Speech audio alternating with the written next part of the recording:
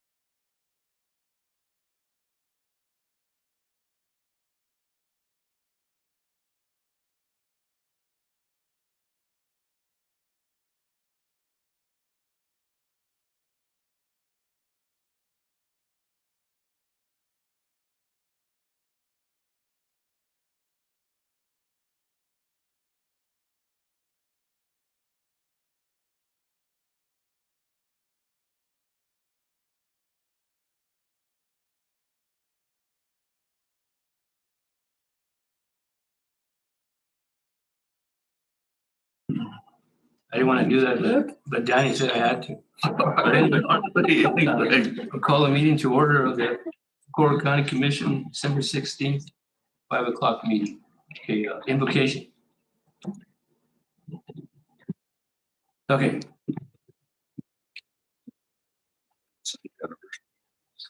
Today. Really? Yeah, come here, Danny. So first of all, I want to be thankful for the good and the bad that you've given us, Lord, and that we learn from the bad and appreciate the good. And with that being said, I'm not referring to my role as the acting manager. I really appreciate the opportunity. I embrace it, and it's good for me for a short time. And then tonight, I want to just lift up everybody who's sick in the hospital and people dealing with substance abuse and those type of things, because in my mind, that's going to be the demise of humanity if we're not careful. And going forward for tonight's meeting, give us the wisdom and guidance to make the right decisions. Amen. Amen. Pledge of allegiance.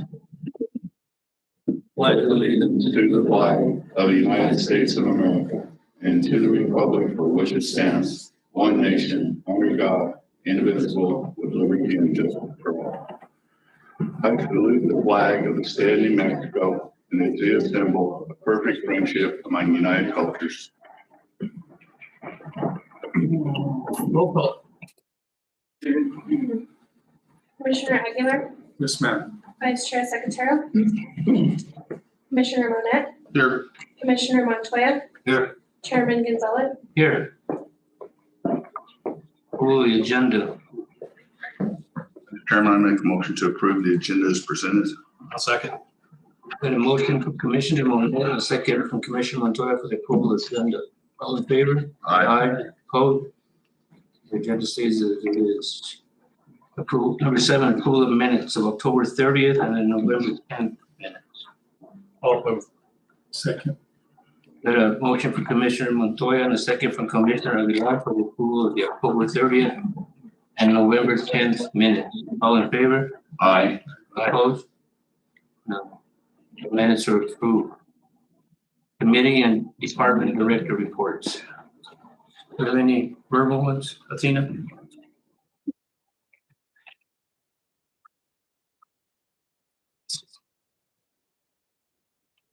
Good evening, Athena Gasumis from the Socorro County Community Alternatives Program and Stephanie Sarate as our DWI coordinator.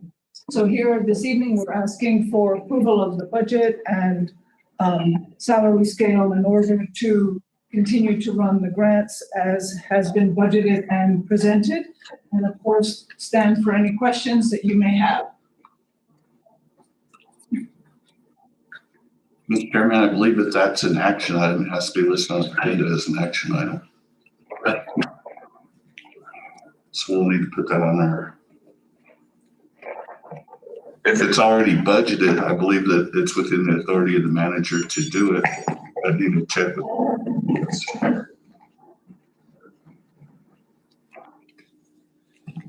Just an FYI,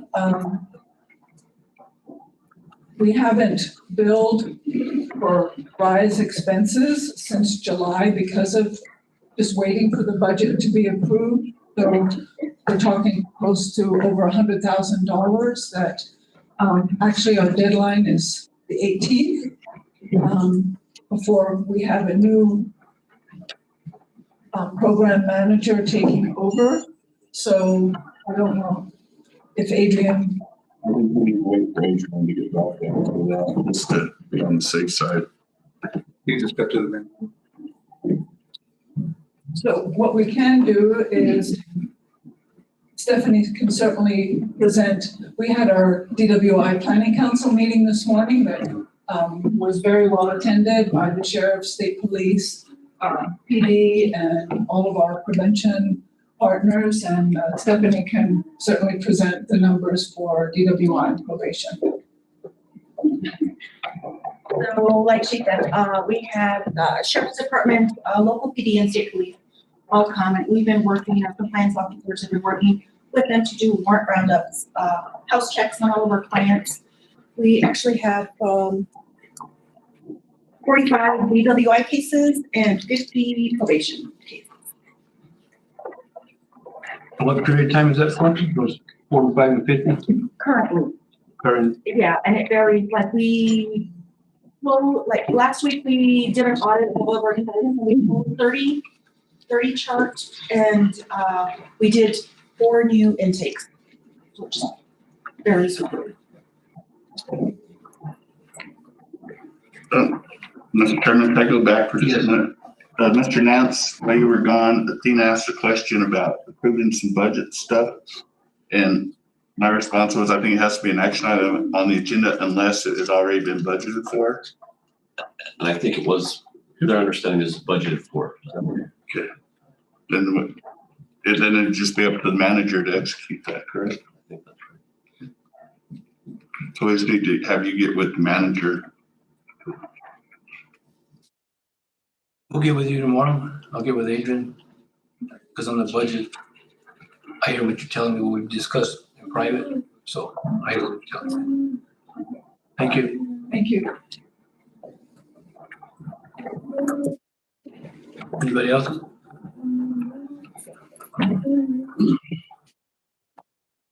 Chairman Gonzalez, Vice Chair, Secretarial, Commissioners, Aguilar, Monette, Montoya, members of the public. My name is Fred Berger.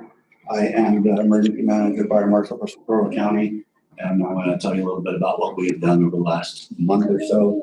I'm pleased to report that our fire break program has started. We just completed fire break number 6, completely cut down by the Rocky Mountain Youth Corps, and now we'll be guys to come back in and do a lot of chipping, cutting some of the limbs and hauling the cut wood to an area so that it's out of that fire break area. We do have access agreements which have been completed for field breaks number 3 and number 4. These breaks were actually on Mexican Tech property, and number 4 is going to be on private land with an SEC easement on it. So working with SEC, New Mexico Tech and Rio Grande Conservancy, I think our relationship has really been solidified by working on it.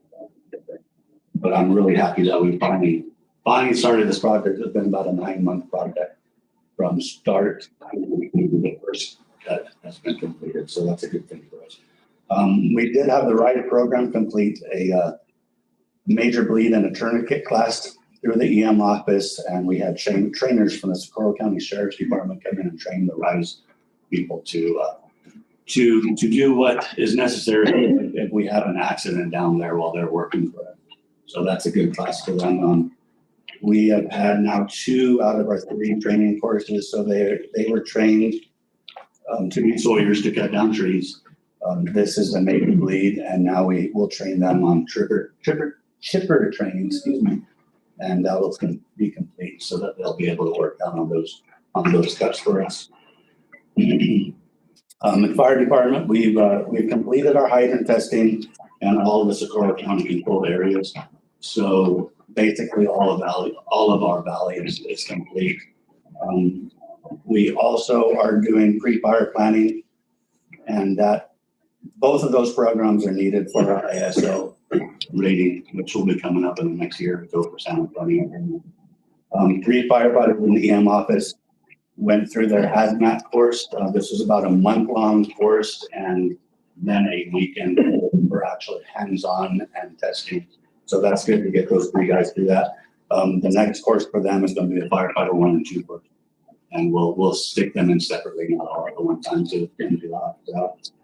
We're continuing to work on any flood mitigation projects that we have. This includes the San Antonio, Walnut, Arroyo area.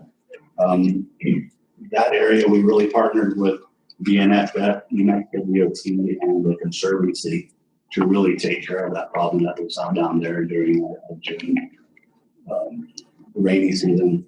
We also have a detention pond in the San Antonio area that we're working with. It's going to be BLM that we're going to be purchasing some land from them and putting a detention pond down there. So that's going to be a good area. And we're also working with DHFDM, which is Department of Homeland Security for New Mexico, and FEMA, and we're trying to get a drainage project going for CR 91. We saw all that area this year was really hit pretty hard with our rains, and I think this project would really help the county out getting that CR 91 taken care of. Another huge thing that we accomplished, our final draft for our community wildfire protection plan. This has been completed and it has been sent out to our partners. So they're going to review it and they'll give us signatures. We will then be able to send it back to New Mexico County so that the county can be reimbursed for the funds that were already paid out for this to be done. So that's a huge thing. Now we can move on to it, HPP, and get that taken care of so we can get the FEMA grants going. Another thing that I want to talk about tonight, while we were working with the co-op on our fire break project, they came to us and asked for some assistance in applying for a grant, which will be used to modernize the electric grid in some vulnerable areas of Socorro County. I'd like to give props to Marina Hine up in my office. She worked really hard and fast trying to get this thing taken care of, and she was able to get that grant submitted.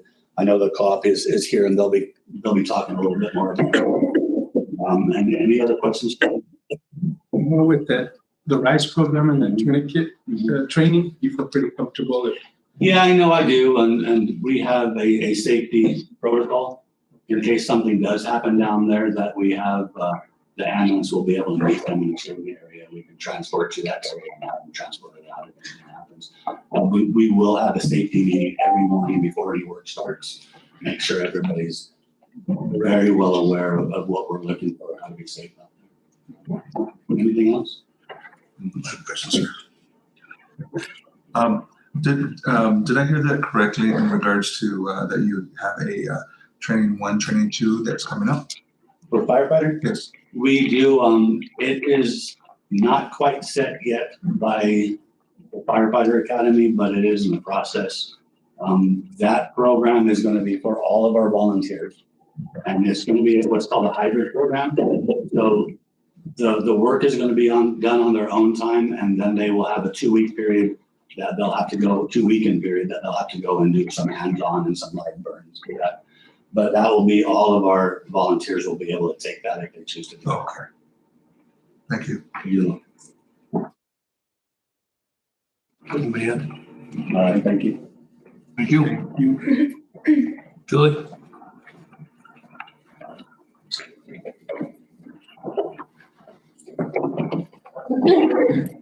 Good evening.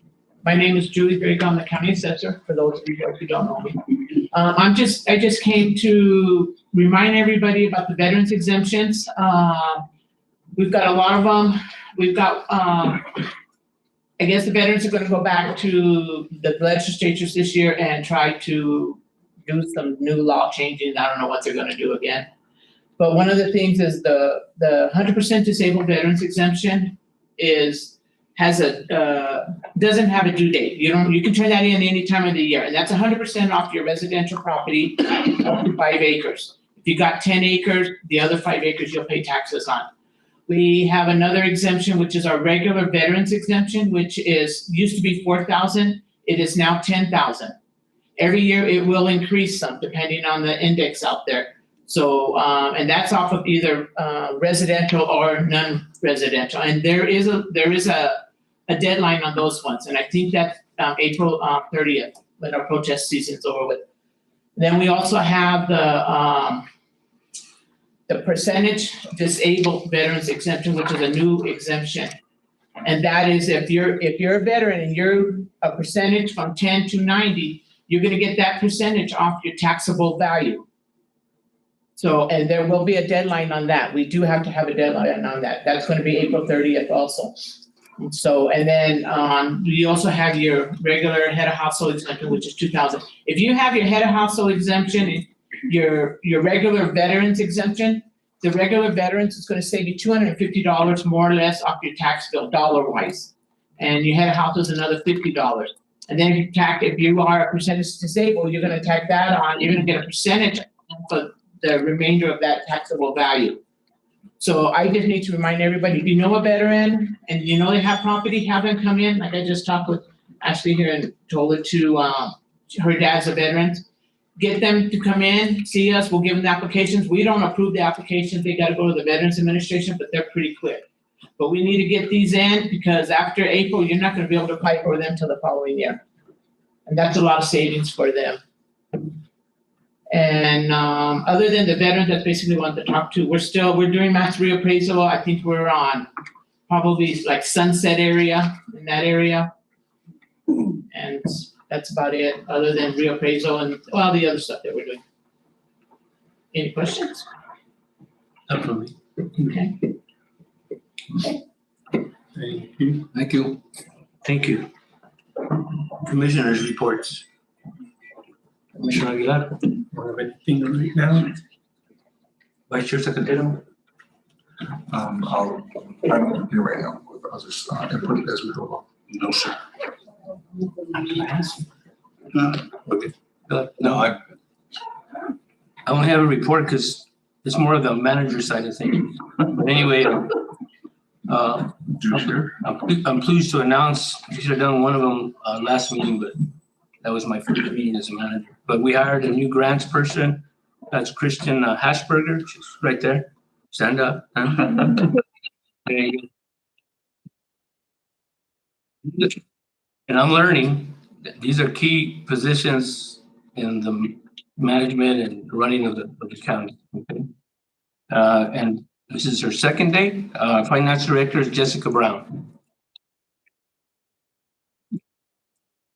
Yeah, Jessica helps me remember my password. I was reminding you of it today. So, and going forward, we've probably going to close the position for the applications for the new manager. We have quite a pool, so we're looking forward to getting that position filled, some more than other. We're looking forward to getting it filled, and hopefully that process we can expedite it as much as we can, and then get somebody in that position.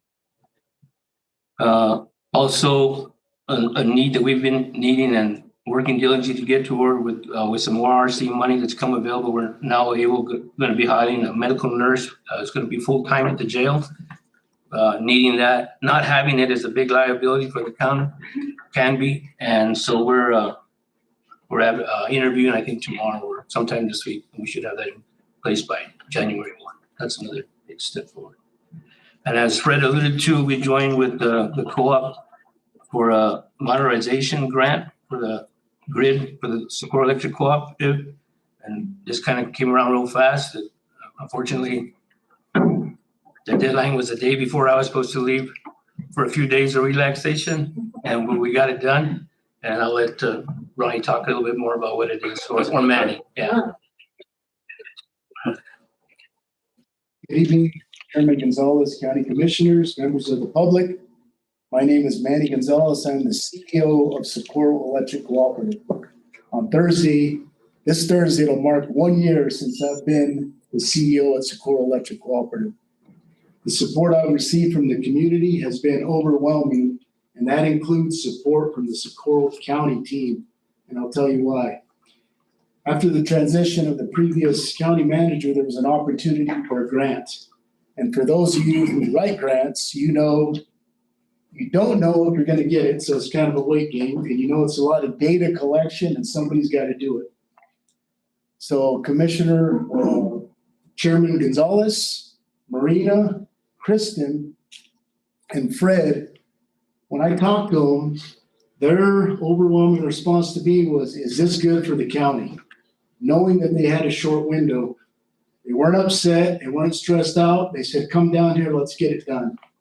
So with that collaboration and that relationship, we were able to submit a grant in a very short amount of time because of those people that I just mentioned and some of the Socorro Electric Cooperative staff. So what is the grant? It's approximately 16 miles of distribution line, around $8 million. So it's poles, and what does poles mean? Poles means more reliability, grid infrastructure, stands up to winds and the elements. We can add pole attachments for broadband. Larger conductor means it can support load in the event we're gonna grow. And then when those electrons are flowing, it's more reliability backed by voltage regulators, which step up and step down voltage and make sure we're delivering the correct amount of voltage to our members. So we don't know if we're going to get it, but we would not have submitted it if we didn't have the relationship and the commitment from those Socorro County team members. So I just want to thank you all for that. And I'm thankful that you allowed me to come in and share a little bit about what we did as a community in a short amount of time. And that's all I had, pending any questions from the commission. I just want to add to Manny about community. At that meeting when we were going to do this, I reminded that it felt like old times when they were out there putting up the Christmas lights and stuff like that. And that hadn't happened in a while. So it's good to see things are community oriented again. So that's a positive. Thank you, man. Thank you. Questions from you, sir? All right. Thank you. Thank you. Okay, going forward, we had a Middle Road project that was proposed, but anyway, it's coming to fruition. Just gonna get that started, and that involves out in Middle Road. There's a irrigation ditch on the side, small irrigation ditch that the co-op's the Conservancy is gonna put a culvert pipe in there so that it's covered, so that it's not a safety hazard and that type of thing. And hopefully maybe we can widen that road a little bit on Schmeddle Road. And then as Fred alluded to, the San Antonio Drain project, that's been ongoing. You know, all we need is the pond. Unfortunately, it's on BLM property. It used to be that they could donate property. They changed that where you had to buy it. So then the process of buying it took longer than we anticipated. Long story short, in that process, we had to get it appraised. They picked the appraiser. All that's done. And the last I heard that it should be able to pay for it by July. So that's hopefully that's the case. That isn't changed. Also, we're working on the grant on 408. There was a little deadline that came up today, and there was of course, that's been going on for like a couple of years. So they just wanted an update on the summary report, and hopefully we'll get that in for them tomorrow. On Forest Road 235, there again too, Forest Service came back. We're working with them. They're going to help us, and we're going to get some major culverts put in there. 234. I never get the numbers right. And then the DOT, we're reaching out to them. But there's some culverts that are rather large that are needed, but we're hoping that we can get them through the DOT. So that's a combination of all the agencies which taxpayers pay into that are working together to try and get that road back to where it needs to be. With that being said, on the Curto Road, there again too, we're working with BLM and maybe reconfiguring it so that it's a little more a road instead of an arroyo type thing, so that we're working on that. The DA's asked for more office space. We can accommodate. We just have to change the MOU that we have with them. They're taking it up in the old manager's office, and I don't see it being a problem. We did get a request for speed humps in San Lorenzo Canyon, but that's in the process. And there will be another county calendar out this year, right? Through the Defensor Chieftain. So that's pretty much it in a nutshell. What's going on? Comment, Mr. Chairman? Sure. Russ, thank you for being here. When we do hire a manager, Joe's gonna need some help with his golf game because his handicap's gone up about 19 strokes since he started doing this. Be on the lookout for him. That's a legitimate. Not like everybody else. I'm just kidding. Thank you for that, Danny. Anybody else? No, sir. Questions, comments? Acknowledge December birthdays. Let's go ahead and do that. If I can. Sure. December birthdays, Brian Armijo, Detention Center, December 6th. Vanessa Munoz, Manager's Office, December 17th. Rosella Apachita, Detention Center, December 17th. Marty Salas, Road Department, December 18th. Embro Apache, Detention Center, December 23rd. Albie Taylor, Maintenance, December 30th. And I was also asked to include the late Vanessa Garcia from the Detention Center. And today was her birthday as well. Happy birthday. Happy birthday. I have to add one. I have a granddaughter, Senya, December 26th.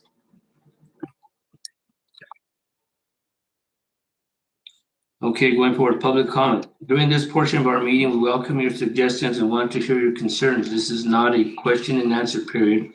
Speakers will be limited to 3 minutes. The county commission is not able to take action on matters discussed during public comment. Speakers are requested to state their name for the record. We have public comment.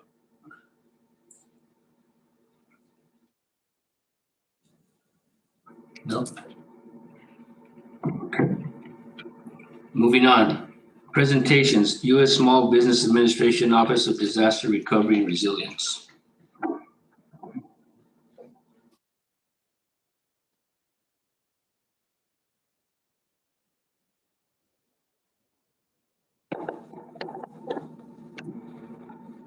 Good evening, Commissioners. My name is Javier Caltenco, Public Information Officer with the Small Business Administration, Office of Disaster Recovery and Resilience. The state of New Mexico requested disaster assistance from the federal government due to the severe storms, flooding, and landslides that happened back in between June and August. The Small Business Administration, we are offering to those who were affected. Here in Socorro County, which is a contiguous county to Lincoln County, we are providing, we have for businesses and private nonprofit organizations, we have our economic injury disaster loan. That this is a working capital loan to help the smaller businesses and nonprofits maintain the doors open in case they are suffering economically due to the disaster that happened. They can use this loan to pay for like the water, electricity, rent, mortgage, payroll, and other necessary expenses that they may have. Some of the benefits of having an SBA loan is that we do not charge for them to apply. There's a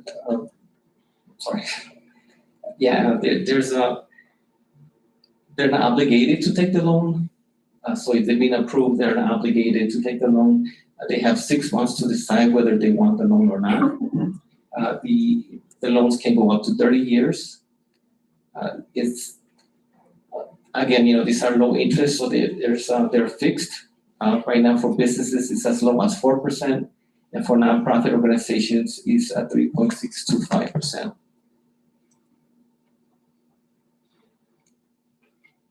Yeah, and if they repay the loans before the time, there's no prepayment penalty.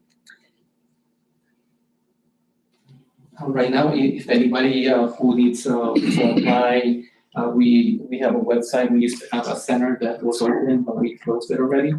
So now the only way they can apply, and the deadline is April 22nd of 2026.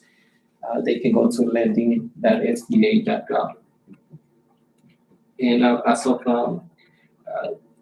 SBA has already approved more than $2 million, or we have offered more than $2 million to, again, this is so for the whole declaration, including the primary counties and contiguous counties.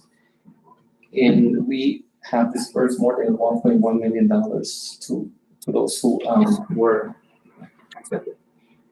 That's what we have right now. If you have any questions for me, I'll be happy to answer any questions. Thank you. Thank you. Thank you. Happy holidays. Merry Christmas.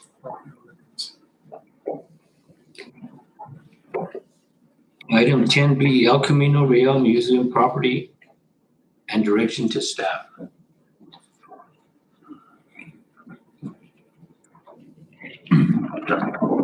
How are you?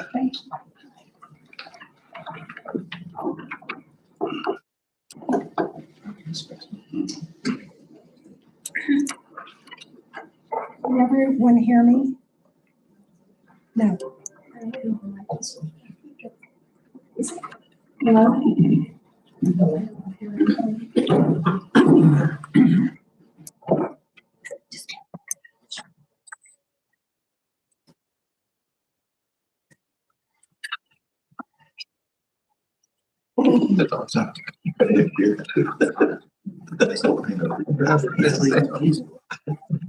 It's not that.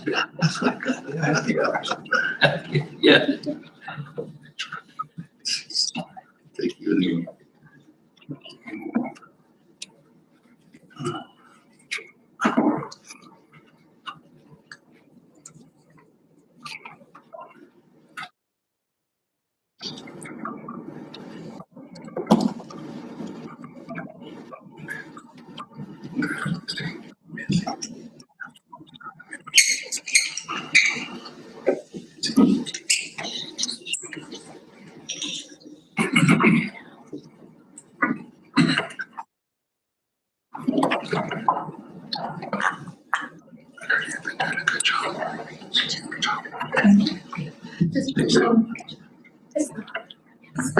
Hello, everyone. Can you hear me?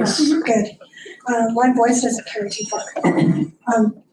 Thank you, commissioners, especially your chairman, Mr. Gonzalez, and all of the commissioners. I really appreciate the time to talk to you about a very, very important topic tonight. I shook commissioners Danny's hand because I've actually been talking to him for, I think, over 2 years on the telephone, and I never actually met him in person. I was working with him when he was manager of Valencia County. But with that said, I appreciate the time again with all the commissioners. My name is Connie Rehill. I'm a proud graduate at New Mexico Tech. I became a behavioral health lobbyist about 4 years ago, just out of attrition. I live in a neighborhood in Albuquerque with the most concentrated amount of people on the street that are overdosing and have severe mental illness. We have a severe problem in the state of people that have issues that we haven't been able to help. So I could say I'm highly motivated, highly educated. From my degree from New Mexico Tech took me to the medical school with a full fellowship, and I ended up doing medical research for most of my life. I studied cancer and mostly mental illness at various medical schools, and I was a public health specialist with the Center for Disease Control, where we studied hepatitis in Alaska. So with that said, my background and also the fact that I really am involved in this particular issue. I have friends that have unfortunately died of alcohol poisoning. I've had friends that have dropped off of Suboxone and overdosed, and we all know someone within our families or someone who has unfortunately had these issues. I have for 10 years gone to the state senators, House reps all over the state. I have reached out, and I know your House Rep, Rebecca Dow, pretty well. I worked in the office of Gail Armstrong across the hall, and I have been an advocate for behavioral health, very strong advocate, because the state really has never addressed it. So last year I was able to find a model out of Miami-Dade. Your commissioner, Danny Monet, did attend a 2-day training. Florida has the best model in the entire country. They really focus on the recovery side of people who are incarcerated and unhoused, and they have a very successful program of recovery and helping people back into society, and I'm glad to say that he did attend. From that conference, also Adrian Avila, who is Senator George Munoz's assistant, attended. Senator George Munoz, in case you don't know, he's head of Senate Finance. So he controls most of the budget. So when Adrian went last September, he and I worked on Senate Bill 1. And if you have a chance and you're interested, just look it up on the legislative side. Senate Bill 1 appropriates $1 billion trust fund bill towards facility staffing and addressing our very serious problem. Senate Bill 2 also stemmed off of that, and that's going to start rolling out the Miami model. So all the counties and cities will be working together on a strategic plan of what their community needs. I heard mention of 50 DWIs. Well, my premise tonight is really a high priority on our youth. Our youth is probably one of the most neglected in the state of New Mexico from the standpoint that we really don't have facilities to help a young adult who becomes addicted and or in a criminal element. And I find that to be very sad. So I have been investigating some possibilities. On November 23rd, I saw the Larry Barker story. By raise of hand, can you show me if you know about what I'm talking about? Larry Barker did a story about the old Camino Real Museum. Okay, have you seen it? So he addressed that, saying that that was a waste of money, that we should really, come down on it. Legislators had some to do with that. Representative Tripp, I don't think it was their fault. It was a vision that didn't have accountability. When I say it was a vision, it didn't have accountability. It's the Cultural Affairs Department who has charge of that particular museum and getting people to go there. Unfortunately, they lost interest, people lost interest, and they decided to close down the building 9 years ago. The story from Larry Barker came to my attention. I immediately thought juvenile treatment, because I'm always thinking about that. We don't have facilities. How much will it cost? So from November 23rd, I've reached out to the commissioners of Socorro and also Sierra County, because you're closest to the location. It's literally 30-minute drive to Socorro. It's 5 minutes from the road, which leads to an immediate exit off the freeway. So it's literally maybe 40 minutes at most to get from this spot to there. So it's not really technically in the middle of anywhere. So I reached out to the other entity. The BLM has contracted with the state for 110 acres. BLM land, which is part of that facility that it sits on. I got the contract with the state. It claims that after 5 or so years of not being used for public purpose, they could have taken the land back. But they've not been using it for the intended purpose for 9 years. So that's a win-win because they haven't taken it back. The other thing I did was get letters of support, and I appreciate the strong verbal support I've received from some of your commissioners, including Mr. Gonzalez and Mr. Monet. I apologize I wasn't able to reach the rest of you. I did get a nice letter, and if it's okay with you, it's the mayor of TRC. Socorro and Sierra County are very close to each other, and my hope is that you'll combine efforts and think about working together, and you already are. But if it's okay with you, can I read the letter? Dear Chairman Goldstein, this was a hearing on December 3rd that I attended in Santa Fe by the Cultural Affairs Regents Board, deciding whether or not they were going to blow up that building, literally spending $1 million to blow it up. And he says, my name is Rolf Heckler, and I have the honor of serving as mayor. I'm writing to express my full support for delaying the decision to demolish the El Camino Real and to encourage the board to consider the potential repurposing of this facility as a desperately needed youth treatment and rehabilitation center. I agree with others who have highlighted the urgent need for expanded behavioral health and youth-focused treatment services in our state. As local leaders, we see every day the profound impact that addiction, mental health struggles, and lack of resources have on our rural communities. I would also like to voice the support of City TRC Commissioner Destiny Mitchell, who has a longstanding and deeply personal commitment to improving life outcomes for the youth in our region. And she's been directly involved in several issues. So the end comment was, the location for the El Camino Real site is ideal. It is equidistant from Las Cruces and Albuquerque, accessible to communities such as Socorro and TRC, and sufficiently isolated to ensure privacy and minimal impact on nearby residences. Given these advantages and the critical statewide need for youth treatment options, we respectfully request the board table the demolition decision until a full exploration of repurposing opportunities can be completed. Preserving the structure for such a purpose would not only save a historically significant site, but also allow it to serve as a new and vital role for New Mexicans. Unfortunately, that committee did not even recognize letters from your city council, Mr. Ocampo, and this mayor, and also another safety manager from TRC, and they voted that very day, within 5 minutes of my presentation, to demolish the building. Now, I have spoken to the counties and the cities, and to the best of my knowledge, and I'd like to confirm that the Cultural Affairs Department never actually reached out to Socorro County. Is that correct? Not that I'm aware. Okay, so with that said, can you imagine? Cultural Affairs didn't even reach out to this county or Sierra County to see if they had a purpose for a 220,000 square foot building. And instead, they determined it was too much liability and voted to demolish it.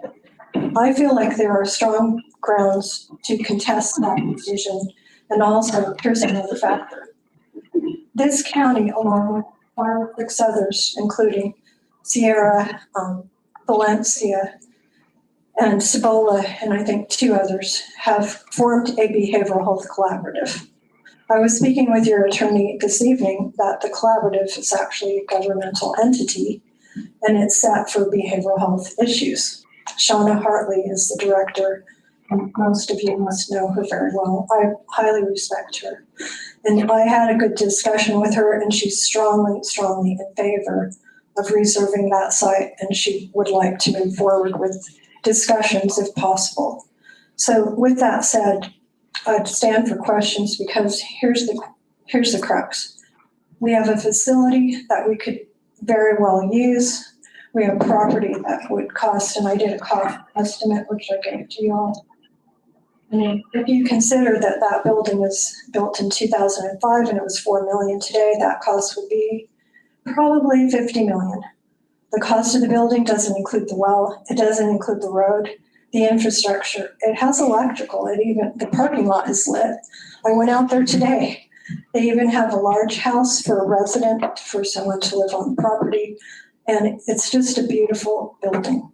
The other thing that really makes it a good site is the fact that it's already owned by the state. There would be no more intentional, monies going into it. I think that facility could serve a purpose and repurpose it to being a treatment center for juveniles. With the combination of efforts from Senate Bill 1, remember the $1 billion trust fund, which will fund facilities such as this one, with the combination of your collaborative already in existence, and you all get opioid settlement. For the audience, there's a large opioid amount of money that's been given to all states due to the opioid addiction problems by both pharmaceuticals and drugstores. So the counties and cities in New Mexico get a pool of money appropriate to the size of the population. So they get quite a significant amount, and they've combined efforts with their collaborative to best use that. I feel like some of that money could also go there. The other thing is I would like this audience to please reach out to your representatives.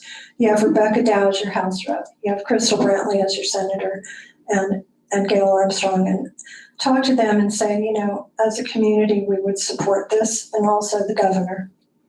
I've reached out to the governor of our state.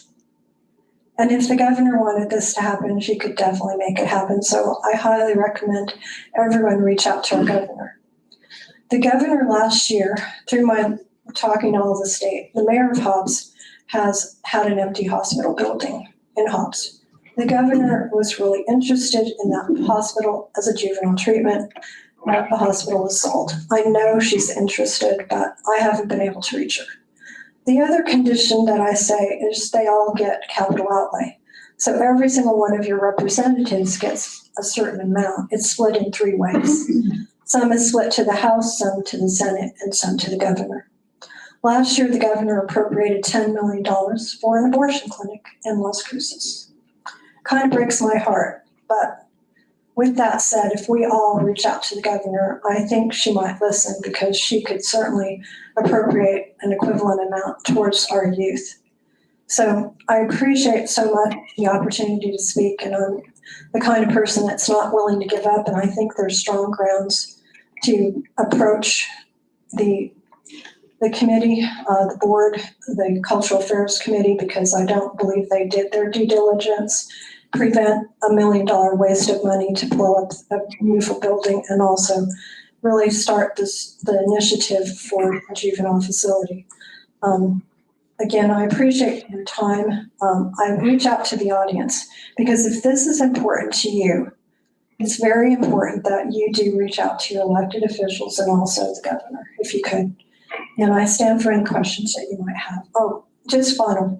Okay, my ask of the committee tonight is please take a vote if you want to move forward with next meeting, potentially doing a resolution to open back discussion with both cultural affairs, with your behavioral health supervisor, Shauna Hartley, who by your attorney's estimation could potentially take ownership of that facility. I know it's a large facility, but I think we can work it out with the state. If we get state support, I think that could help us to prevent. I don't want any liability to this county or any other county. I just want the win-win benefit. So with that, are there any questions for me? Mr. Chairman? Good.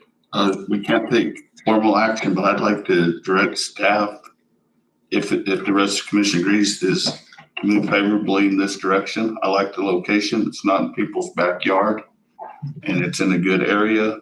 And I think them not being right directly in the city would be beneficial both to the residents as well as the patients.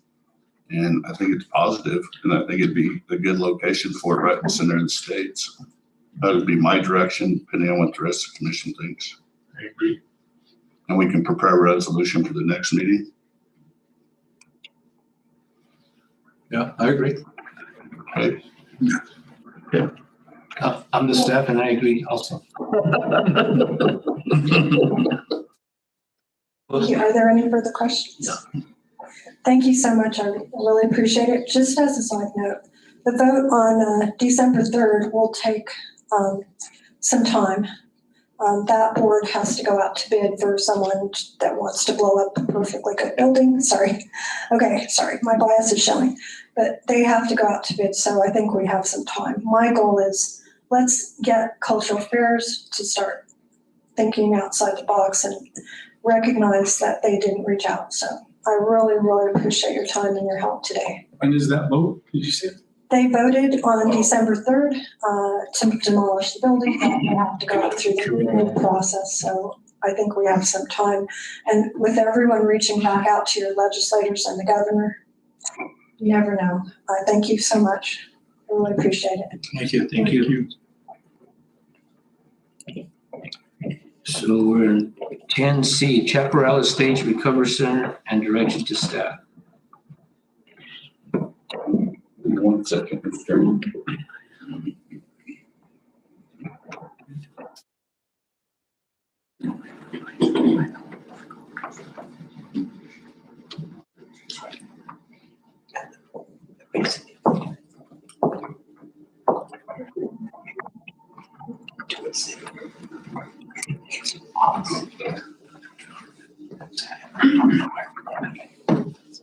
Thank you, Mr. Chairman. Okay, Good evening. My name is Russell Moore and I live on 920 Paisano in the Chaparral Estates. Hello, my name is Cynthia Connolly and I live on 1892 Chaparral. And we'd like to thank you for letting us address the county commission tonight. Especially want to thank Commissioner Danny Monette and Commissioner, acting county manager. Joe Gonzalez for getting back to us so quickly and to address our situation out there. First, I want to mention addiction has touched all our families, whether it's through alcohol, drugs, or smoking. We do support an addiction recovery center, but not in our residential neighborhood.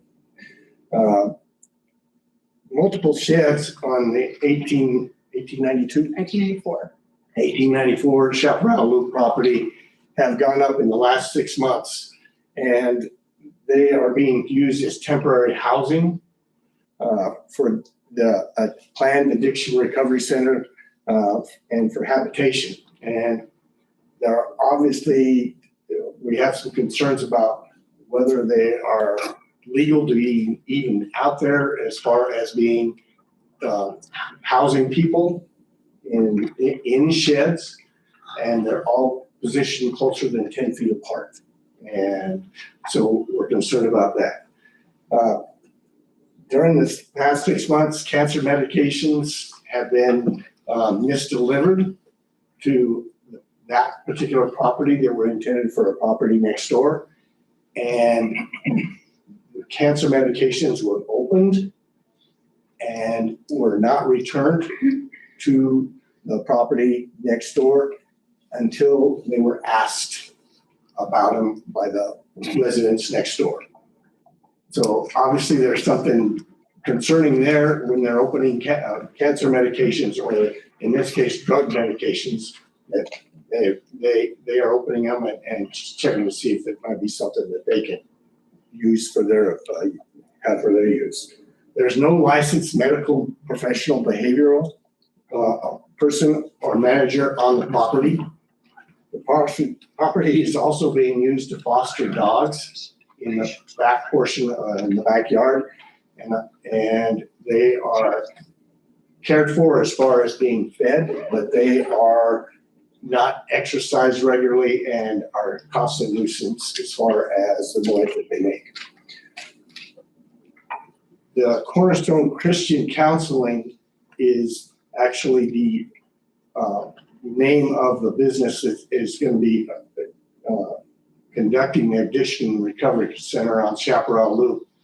And they've been asked several questions and they have not been cooperative to us as to answering the questions and actually advised us to contact their lawyers.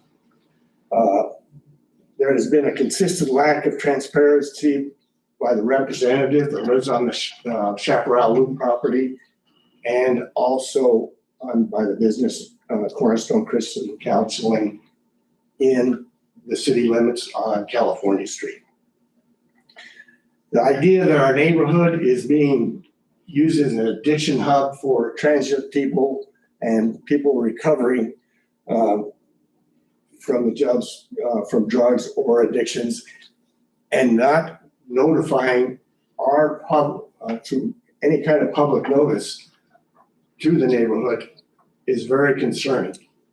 And we are just like any residential neighborhood who has professionals and children, small children, families, and, people that work normally as health professionals. I don't consider myself a professional person, but I do spend a good amount of time at the golf course. And we have a lot of people that hold jobs in town. So it's a normal residential neighborhood. I didn't find out until recently, that we were outside the city limits, because I have voted in every city election since I moved here in 1981. And when I voted in city election, I voted for city council members, county commission members, and also for the mayor. But I was not allowed this year to vote for the mayor or the city council. And that's when I first went to the city. And I said, I voted in all these elections. I would like to know what's happened. Well, I was told by the city to go see the county. So I went to the county, and the county told me to go see the city. And I said, I need an answer as to why I can't vote. And they said, well, you're outside the city limits. And I said, if I live outside the city limits, why have I been eligible to vote? And they notified me at that time, we don't know. So they gave me a map and showed me the I don't know if it was redistricting or districting, and said that it showed that I was outside the city limits and was not allowed to vote. So obviously there is no zoning, according to the county commissioners I've talked to. And when there's no zoning, then there's a lot of different things that can be put out in a residential neighborhood. And I cannot emphasize enough, this is a residential neighborhood. It is the Chaparral Estates neighborhood. So we'd like to plead with you and let you know that we do not and won't accept an addiction recovery center in our residential neighborhood because of the dangers that it could provide to any of our residents. So even though there aren't codes regarding, zoning, residential, commercial, there are building codes which don't seem to be abiding by. So you're not legally allowed to house people in sheds, as far as I know. From the building code, it says you're not. It says you're not also allowed to have residences or buildings within 10 feet of each other. These sheds, they are sheds, are within 10 feet of each other. The electrical seems to be up to code, but there's no certificate of occupancy. It's a business. They are not ADA compliant, as far as I know. I don't see any ramps or anything like that. There's a lot of things that seemed very suspect. I'll just say it. their lack of, communication. It just seems a strange situation. And if you look into their business more, which I have, they are out of Alamogordo. The person that is trying to buy the property currently, his name is David Wright. There's a lot of questions around that particular business model. He's done this before in a different, in Alamogordo. He basically was able to redistrict or rezone a residential neighborhood for commercial. So he's done this before. This is a business model that he's actually operated before. But again, these are sheds. People aren't supposed to be housed in sheds. From the person next door who's the van driver, her name's Kendra Burgoon. I spoke with her. She said that they've got 4 people living in there's 3 sheds that are very close to each other. Four people are living in the yard in sheds, and more, I don't know how many more, are in the residence, the actual house that was originally part of the property. The owner's name is John Leeper, and he is in the process of possibly selling this property to this organization, Cornerstone Christian Counseling, also known as Pecos Valley Counseling out of Alamogordo. Like I said, the more I look into the situation, it just seems a little suspect as far as like what's going on. And the reason, and basically the whole idea, there's no signs, there's no communication. My husband went to Cornerstone Christian Counseling, tried to speak to Rita Cragon about what their business was up to, why they were operating where they were at, how many people were going to be housed there, how many dogs they were going to foster. I mean, basic questions about what was going on there. And they said, speak to our lawyers. They refused to answer any questions about what their business or business model was all about. So with that said, I just would like to bring that to your attention. And again, the fact that they're housing people in sheds too. I mean, there's no safety to the neighborhood. We don't know what's going on over there. And then also, I mean, it just doesn't seem legal. I'll just say that. Thank you for your time. Quick question, Mr. Chairman. Sure. Do you know if they're on city water or well, and do you know if they're on septic or sewer? They are on city. We're all on city. Because I experienced that same thing. We thought we were in the same situation. We thought we were city. And I spoke to the city council first, and they said, you guys are fine. So we all thought we were city. But you're using city facilities. Pardon? But you're using city water and utilities. Yeah. Utilities. Yeah. They have city water, and as far as I know, they have city sewage also. The city sewage would have been with the new sewer lines that they ran in there a few years ago. Previously it was septic. But I don't know if every structure, every living quarter has its own sewage. I don't know that. And Joe, correct me if I'm wrong, did we not have our fire marshal go out and? We didn't have the fire marshal. The report I got was the dogs. So we had the sheriff's department and the animal control go and look and see.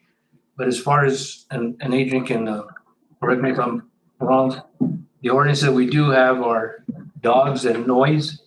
And there hasn't been any complaint of the noise of the dogs other than yours now, previously. And when they went, the dogs were like, I guess, housed, so to speak. They were not running around. And it was quiet. Of course, it was during the day and so forth. So those are the only things.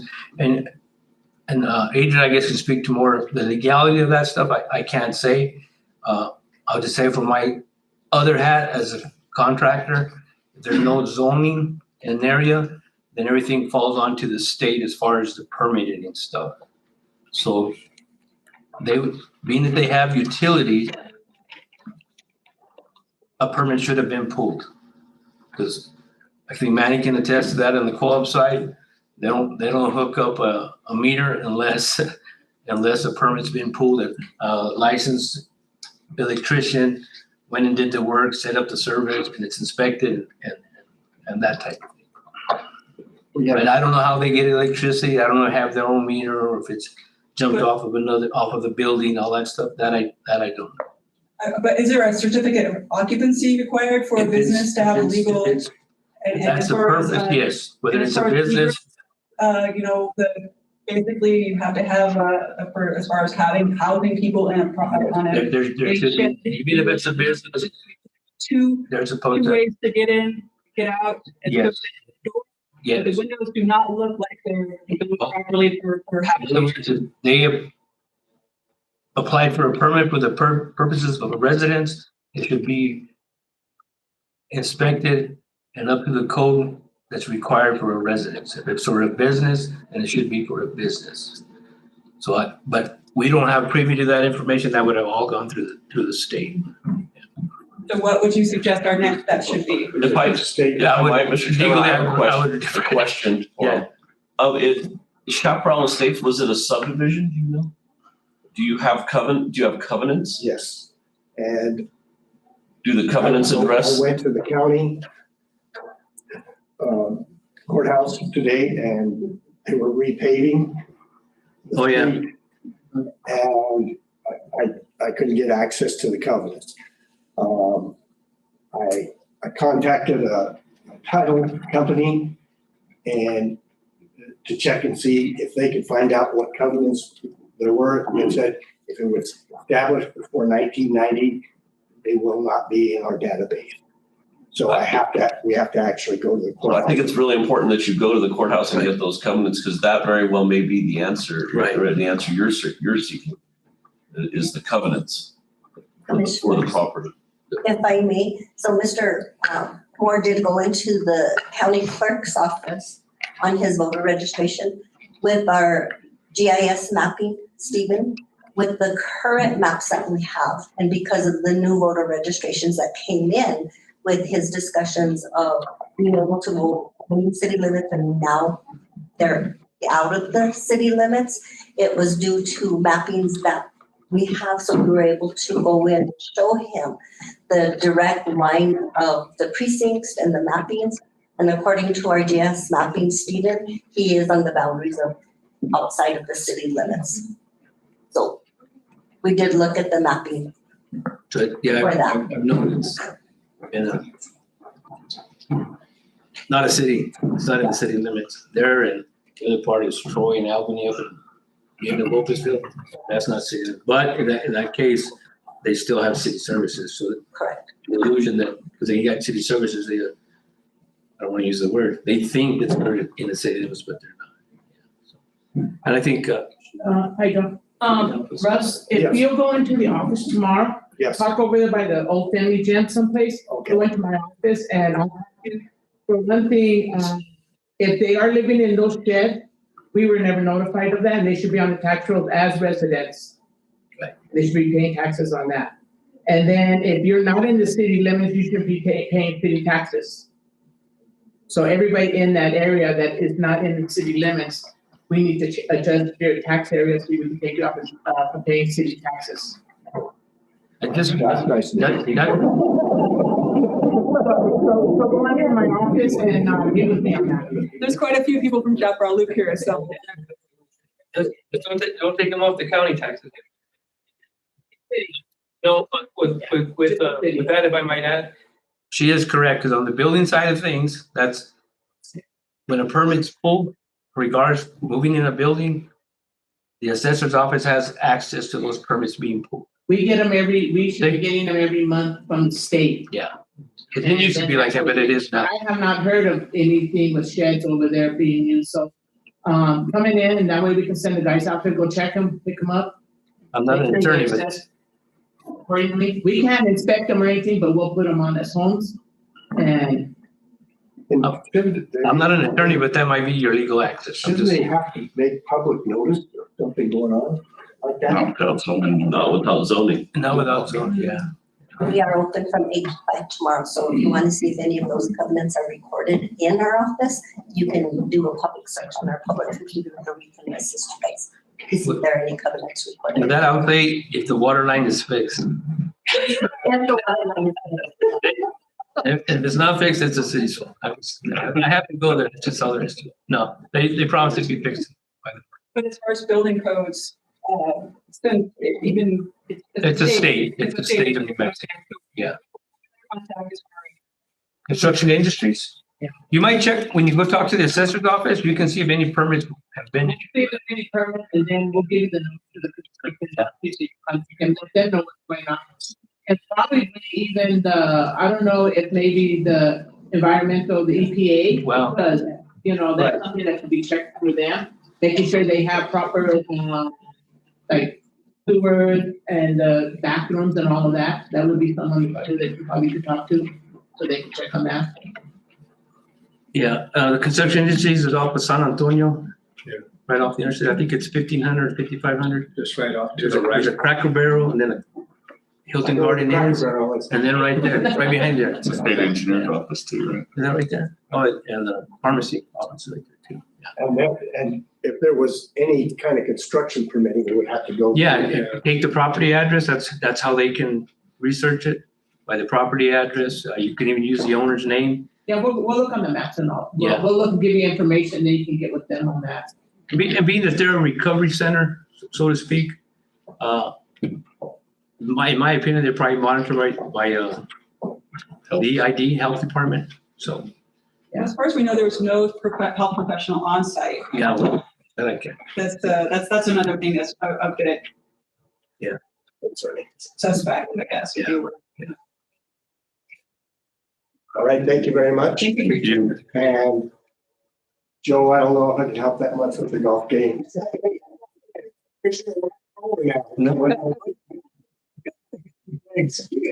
being said, I did birdie hole 18 Sunday, so I don't know what he's talking about. Hey, birdie the birdie. Thank you. Appreciate it. Okay, moving on, we're 11, action item, consideration of resolution 2025-67, travel per diem and mileage policy update. Adrian, please. Yes, thank you, Mr. Chairman, members of the commission. The reason this is before you, the commission previously had revised the travel and per diem mileage. And it's arguable about the language in it, about the about how clear it is. Let's just say perhaps the intent is clear, but myself and everyone else has been confused by it over the last couple of months regarding the use of private vehicles. So what is really before you is just a very simple portion of the policy in section 6 regarding private vehicles, and for the county to make a clear decision, and then I'll make sure the language is changed and print out whether we want to do it or not. The point of it is whether or not if a county vehicle is available, which is what the policy is meant to say. If a county vehicle is available, but somebody doesn't want to take the county vehicle, then instead of getting the regular mileage rate, which is the GSA rate, you would get the reduced GSA rate, which currently is 21 cents instead of 70 cents. So the question for you all is, do you want to have that be the policy, which I believe is the intent of the policy, or to say, no, you know what, you have to take a county vehicle if it's available, you don't get a choice, or something different. My suggestion would be I think it's a fair policy, which is what GSA and lots of counties do, is to say, if you want to that choice, you can take your own vehicle and you'll get a reduced rate. If that's the case, then I would motion to approve it with that as the intent, and I'll make sure the language is correct. Mr. Chairman? Go ahead. Ms. Munoz had a question though, and I thought I answered it right, I may not have, regarding liability. If you take your own personal vehicle, you're responsible for your own insurance. That's what you're taking your own vehicle and getting paid for. Absolutely. I just wanted to clarify that. You're not covering that vehicle. It's not on our inventory list. Correct, and I think the point to clarify that for you, Commissioner, is that you're receiving, if you take your own vehicle, you're receiving compensation to take that vehicle.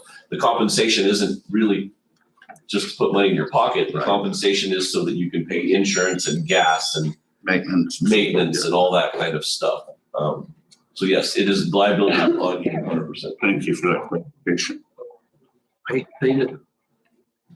The way I understood it in the discussions was the opposite. That if a county vehicle is available you still get paid the 21 cents a mile, even though you use a county vehicle. That's the way, how do I say this, procurement was describing it to me. So, but the language is what you're saying.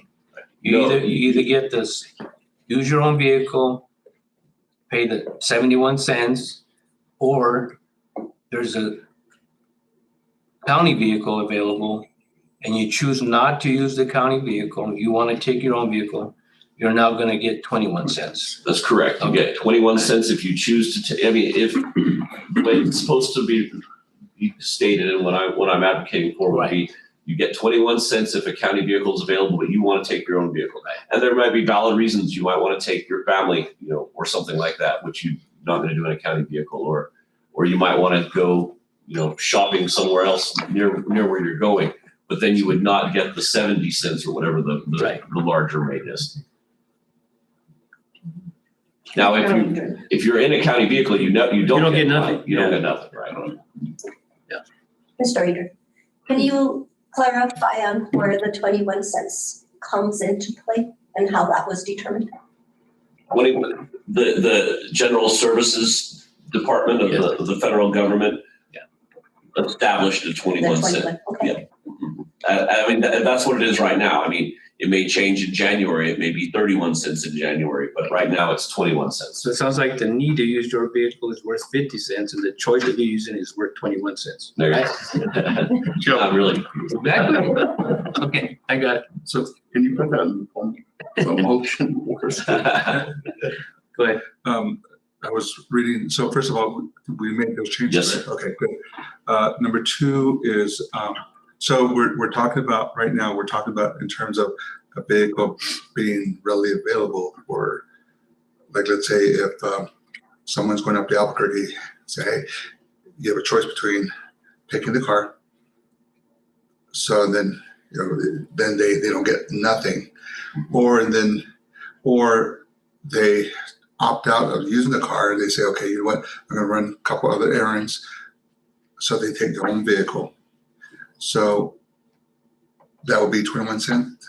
If yes, that's correct. If they opt out of taking the county vehicle. Now, if no county vehicle is available and they're forced to take their own vehicle, then they would be paid the high rate, which is currently, I think, is 70 cents. Okay. But that changes in January or whatever it might be. Okay, well, that was exactly my next question. Thank you, sir.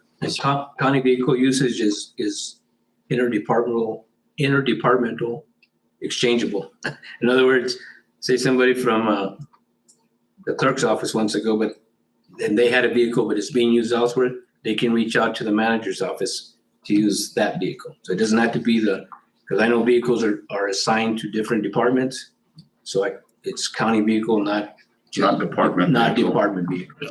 That's correct. And I think the preference, as stated in our personnel policy and other policies, is for people to take a county vehicle. I mean, for liability reasons, for lots of other reasons, it's people are better off taking a county vehicle. Employees are better off, but this gives the option. We just want to make sure that it's clarified in here if that's the policy that you all want to have. That is the way it's presented to us in this. That's the way it will be. Yes, correct. Motion to approve is presented. I'll second. So I got a motion for resolution 2025-67 from Commissioner Monette and a second from Commissioner Aguilar. All in favor? Aye. Opposed? Resolution 2025-67 passes. 11B, consideration of resolution 2025-68, disposition of the three model year 2006 vans per NMSA 1978-13-6-1. Mr. Chairman, members of the commission, this is one of those fun ones that the acting manager came up with. I was bored. And actually, and the research that he did was that in 2007, the county basically leased these three vehicles to Midwest CAP for use in Head Start and those sorts of things. So this was nearly 20 years ago. All three of them are 2006 vans. They've been used by Midwest CAP under this 2007 agreement for a long time. currently, I believe, it's, when something goes on that long, no one's really sure what happened 20 years ago, but they came to the county and said, why don't we own these vehicles? Why do they belong to the county? The manager figured it out, but that said, they really have a very low value at this point. And I think the manager's recommendation would be to go through the disposition process and transfer them permanently to Midwest Cap for use by Head Start and that sort of thing. So they can get them insured. That they were already required to insure them, but I think this just kind of tightens up something that's been out there for 20 years, if the commission's so inclined.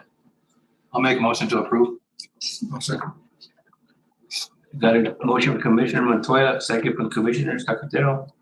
All in favor? Aye. Aye. Opposed? Thank you. Resolution 2025-68 passes. Item C, consideration of resolution 2025-69 budget adjustments. Well, we don't have any. It's just on there just in case. Yeah. Placeholder. Yeah. See what our new manager's doing just in case. See the finance. Wait, I didn't do that. 11D, approval of request from District Attorney's Office to install the record equipment courtroom. I think it looks good. There she is.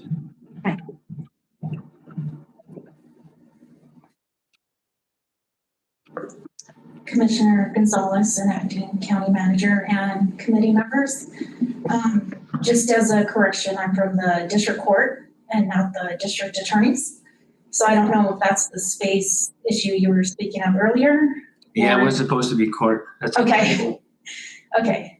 But anyways, I'll start with the space issue, even though I didn't submit an actual request for that.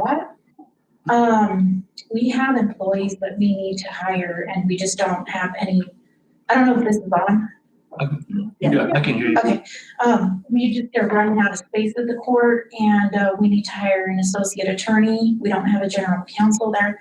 Sorry, I forgot to introduce myself. I'm Dorella Molina. I'm the CEO of the 7th District Court. And so we need to hire an HR person. And so I know you have the building, we have the building, well, you have the building, but across the street that is not being occupied, but I did talk to someone there who said it might be. Now, I got it now. Yeah. Okay. So I'm not sure if that's available. I did talk to someone from the DA's and they said it's not available, so. Did you by chance talk to Herman Romero? I did. Okay, so that's where the confusion. Yeah.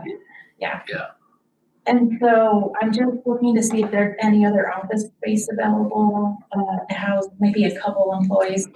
The court is completely out of space. Our clerk's office has 2 clerks that are stuffed in one area and the court manager is like not even in the same area. But how much space do you need, I guess? I mean, well, but the bigger answer is we need like a lot more space, but a temporary answer is just a couple offices. and you have to have your own office? I'm just saying because the DA does occupy that building, that's where the confusion was. And Yeah. Herman got a hold of me. I thought they were asking for more office space, but it was actually your office, district court, not district attorney, blah, blah, blah.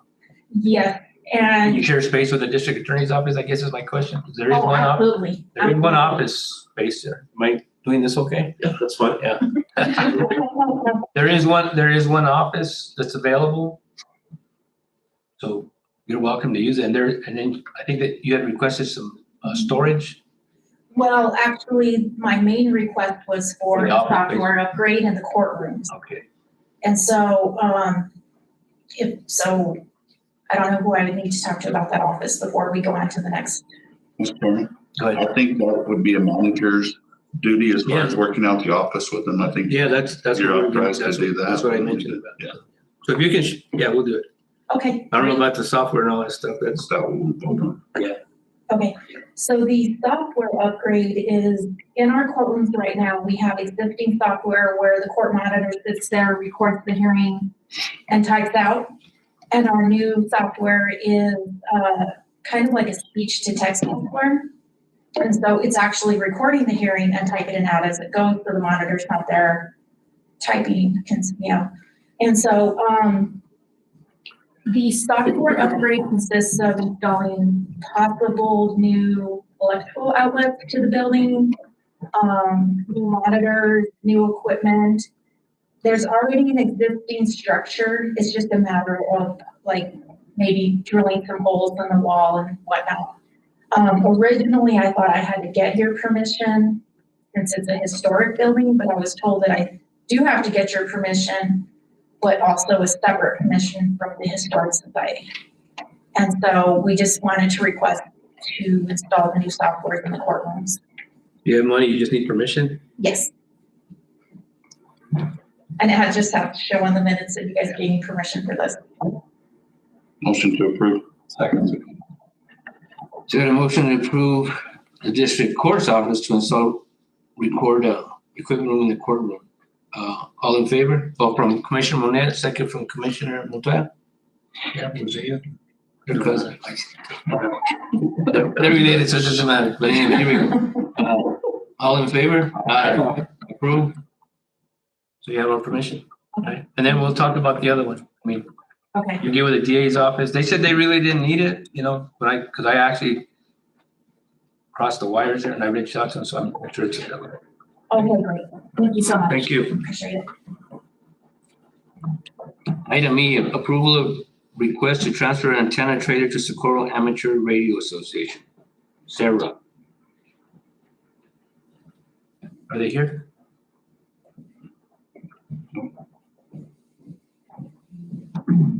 Motion to table. He's back to the table, yeah. Okay. Okay, so we are tabling, got a motion to table item E from Commissioner Monet, a second from Commissioner Montoya. Tabling the transfer of the antenna trailer. All in favor? Aye. Opposed? Nay. It's tabled. Item F, approval of letter of intent to participate in Just Health participation. Mr. Chairman, members of the commission, before you is a letter that's been requested by our detention center to participate in Just Health, which will be beneficial to the detention center. I would recommend approval.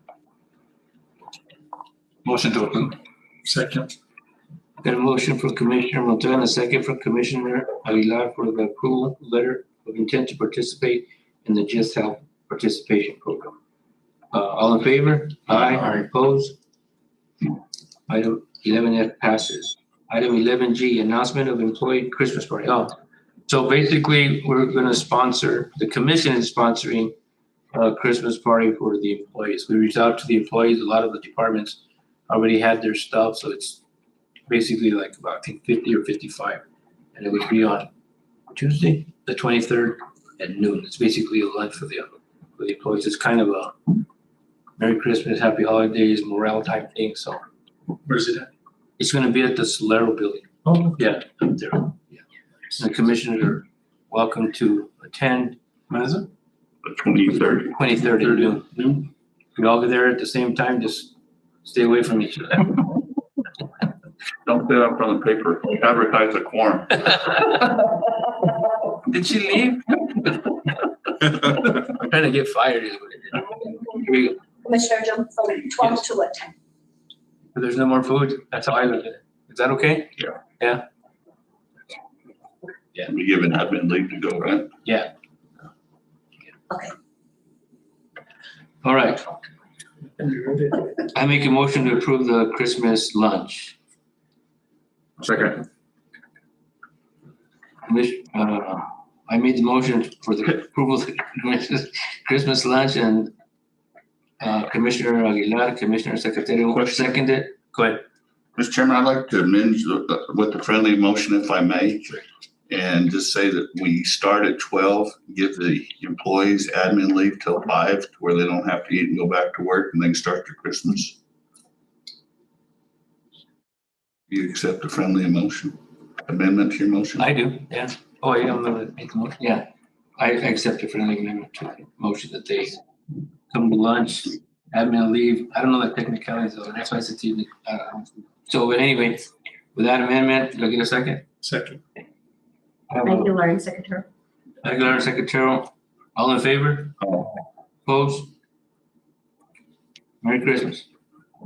11H, acknowledge of personnel changes. Everyone want to take that on? I have any, go ahead, personnel changes. Susan Secretarial, detention officer, terminated.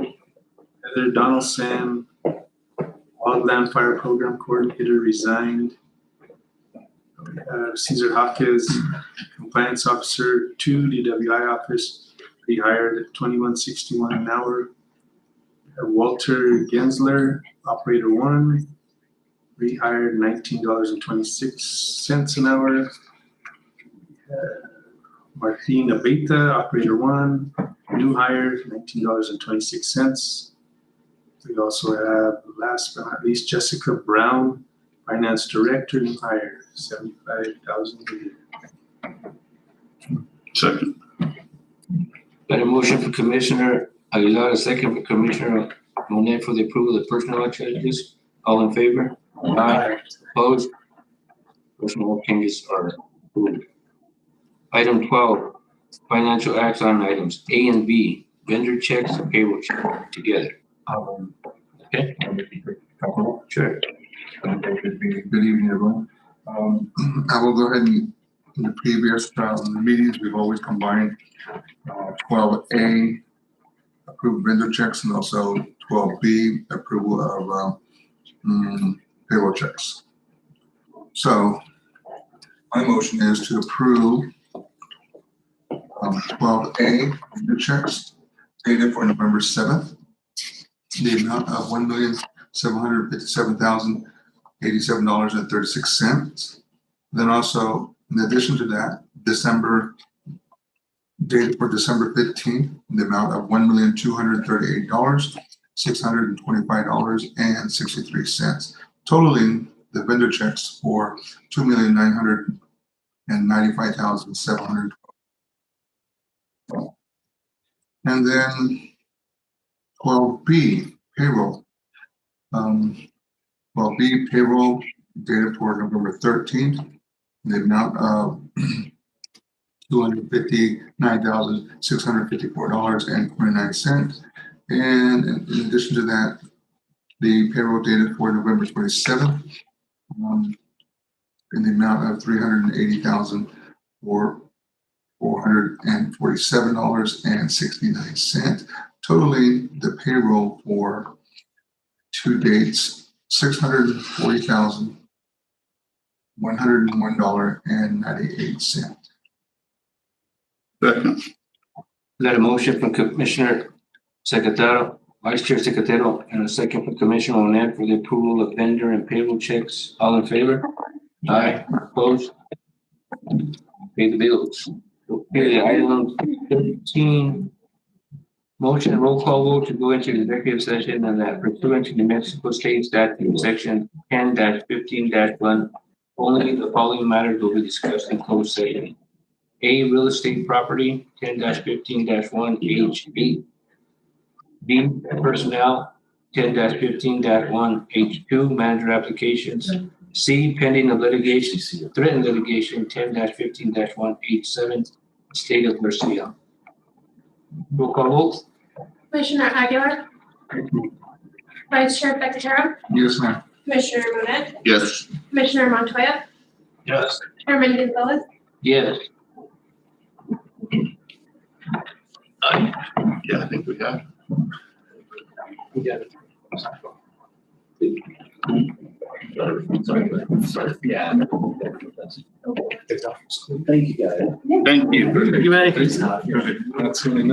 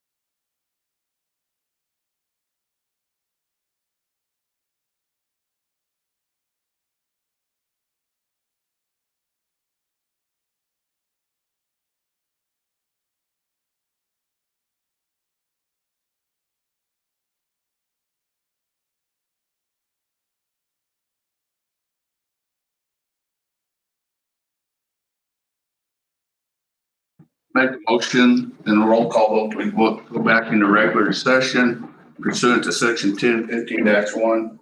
The only items discussed were those listed on the agenda, manager application and the state of Garcia. So move. I'll vote. You need a second? I'll second. Well, he made the motion. Okay, I should have said the second.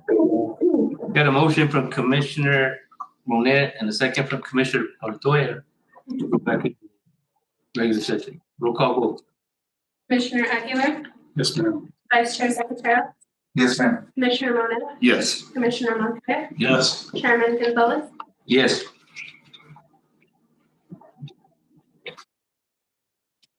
Motion, we did that, didn't we? Yeah, so let, Why does it say? Under C. so we go to 14 now. Yeah, 14. Next commission meeting, January 13th, 2025 at 5 p.m. This meeting is adjourned. Thank you.